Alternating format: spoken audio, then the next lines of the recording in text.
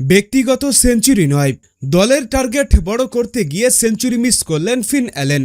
আইপিএলের ৬০তম ম্যাচে মাঠে নেমেছে কলকাতা নাইট রাইডার্স বনাম গুজরাট টাইটান্স। এদিকে এই ম্যাচে কলকাতা নাইট রাইডার্স আগে ব্যাট করতে নামে, তবে দ্রুতই অধিনায়ক আজিঙ্কে রাহানের উইকেট হারিয়ে ফেলে তারা।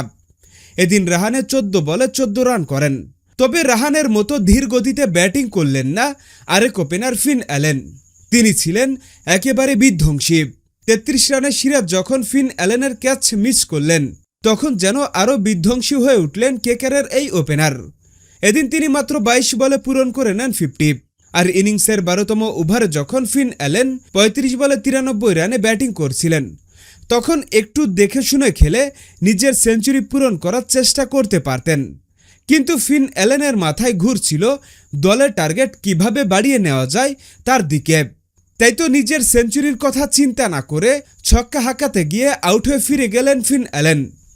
হ্যাঁ বন্ধুরা, আপনাদের বলছি, ফিন অ্যালেনের এই দুর্দান্ত ইনিংস আপনাদের কেমন লেগেছে এখনই কমেন্টস করে জানিয়ে দিন।